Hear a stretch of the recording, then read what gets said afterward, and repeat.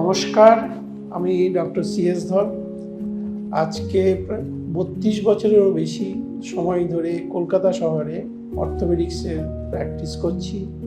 আজকের দিনে নি রিপ্লেসমেন্ট কথাটা বা হাঁটুর চেঞ্জের কথা বলা হয় এবং এটা খুবই কমন।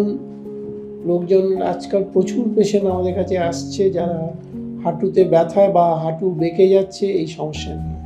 সেখানে অনেক সময় আমরা অর্থোপেডিক সার্জনরা জয়েন্ট রিপ্লেসমেন্টের কথা বলি। আসলে জয়েন্ট রিপ্লেসমেন্ট কথাটা কি সেটা জানতে গেলে আপনাকে আগে বুঝতে হবে যে কি মানে জয়েন্টে কি থাকে এবং কি কেন এটা করা হয়। আমি যদি আপনাদের কাছে একটা উদাহরণ দিই, যেমন ধরুন এটা একটা হাঁটুর মডেল। হাঁটুর মডেল বলতে আমি বলছি যে এখানে এটা হচ্ছে থাইয়ের হাড়, এটা হচ্ছে পায়ের হাড়। দুটো হাড়ের সংযোগ স্থলটাই হচ্ছে আমাদের হাঁটু বা নি জয়েন্ট। এখানে যেটা হয়, একটা নর্মাল হাঁটুতে এই হাড়ের এই এন্ডটা একটা কাভার দিয়ে ঢাকা থাকে, সেটাকে আমরা বলি আর্টিকুলার কার্টিলেজ। আবার এইটাও তেমনি একটা কাভার দিয়ে ঢাকা থাকে, যেটাকে বলা হয় আর্টিকুলার কার্টিলেজ। দুটো কাভারের মাঝখানে আরেকটা ওয়াশারের মতো কার্টিলেজ থাকে, সেটাকে বলা হয় মেনিসকাস।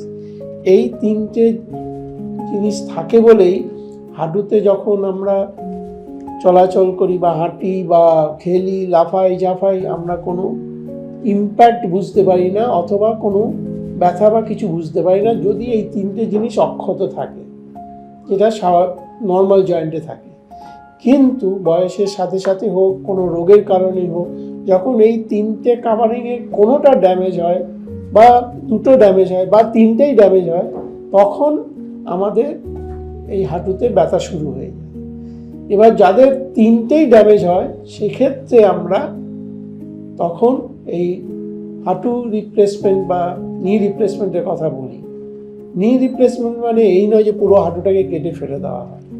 যেটা করা হয় সেটা হচ্ছে, ধরুন এই ক্ষয় হতে হতে হতে এবার দুটো হাড়ের ঘষা হচ্ছে, কারণ তিনখানা যে লেয়ার থাকে সেগুলি সব ক্ষয়ে ক্ষয়ে ক্ষয়ে ক্ষয়ে ডিস্ট্রয় হয়ে যায় এবং তখন হাড়ে হাড়ে ঘষা লাগে বলেই এই ব্যথাটা বেশি হয় এবং হাড় যেদিকে বেশি ক্ষয়ে যায় সেদিকে বেঁকে যায় বলে পাটাও বেঁকতে শুরু করে। দুনিয়াতে বা পৃথিবীতে এমন কোনো ওষুধ নেই যেটা এই কাভারগুলিকে তৈরি করে দিতে পারে। সেই জন্যই অপারেশনের কথা বলা হয় বা সাজেস্ট করা হয়। অপারেশন আমরা কি করি? আমরা যেটা করি, এই যে হাঁটুর যে এন্ডটা মানে হাড়ের যে এন্ডটা, সেটা ক্ষয়ে গিয়ে এবড়ো খেবড়ো হয়ে যায়, সারফেসটা ড্যামেজ হয়ে যায়। সেইখানে আমরা এটাকে চেঁচে পরিষ্কার করে একটা এই মেটালের, এটাকে বলা হয় ইমপ্ল্যান্টস, এটাকে আমরা এখানে লাগিয়ে দিই। তেমনি এই হাড়টাকেও চেঁচে পরিষ্কার করে এখানেও এরকম একটা মেটাল ইমপ্ল্যান্টস লাগানো হয়। দুটোর মাঝখানে যে সাদা জিনিসটা দেখছেন, এইটা ওয়াশারের মতো। আমাদের যেটা মেনিসকাস থাকে নর্মাল বডি, সেইটা হচ্ছে এই ইলাস্টিক, এই প্লাস্টিকটা সে তার কাজ করে। এবং যখন অপারেশন হয়ে যায়, এটাই হচ্ছে অপারেশন। এবং অপারেশন হয়ে গেলে তখন হাঁটু মুড়তে বা করতে কোনো অসুবিধা হয় না, কারণ হাড়ে হাড়ে আর কোনো ঘষা লাগছে না বা ব্যথা হচ্ছে না। অনেকের ধারণা আছে যে নি রিপ্লেসমেন্ট অপারেশনের পরে হয়তো অনেক দিন বেড রিডেন থাকতে হবে বা বিছানায় শুয়ে থাকতে হবে। এটা একটা খুবই ভুল ধারণা। নি রিপ্লেসমেন্ট যেদিন অপারেশন হবে তার পরদিন থেকে আপনি উঠে হাঁটতে শুরু করবেন এবং যত হাঁটবেন তত তাড়াতাড়ি আপনি নর্মালসিতে ফিরে আসবেন। সুতরাং আর এর জন্য কোনো স্পেশাল ফিজিওথেরাপিও লাগে না, কিন্তু একজন ফিজিওথেরাপিস্ট থাকে যে আপনাকে গাইড করবে কিভাবে হাঁটবেন বা কিভাবে এক্সারসাইজ করবেন সেই সবের জন্য। সুতরাং একটা অপারেশন হওয়ার, নি রিপ্লেসমেন্ট অপারেশন হওয়ার পর দিন থেকেই আপনার চলাচল শুরু। আমি একজন অর্থোপেডিক সার্জন।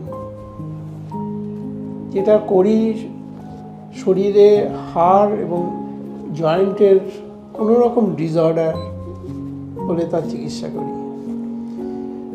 হাড়ের রোগ বিভিন্ন রকম হতে পারে। এক হচ্ছে ধরুন আর্থ্রাইটিস বিভিন্ন ধরনের, এক হতে পারে ফ্র্যাকচার ভেঙে যাওয়ার কারণে, বা অন্য কোনো রোগের জন্য হাড় বা জয়েন্ট এফেক্ট হতে পারে। যেটাই হোক না কেন, অর্থোপেডিক্স দ্যাট ইজ বোন অ্যান্ড জয়েন্ট সমস্যা নিয়ে আপনারা আমার কাছে আসতে পারেন।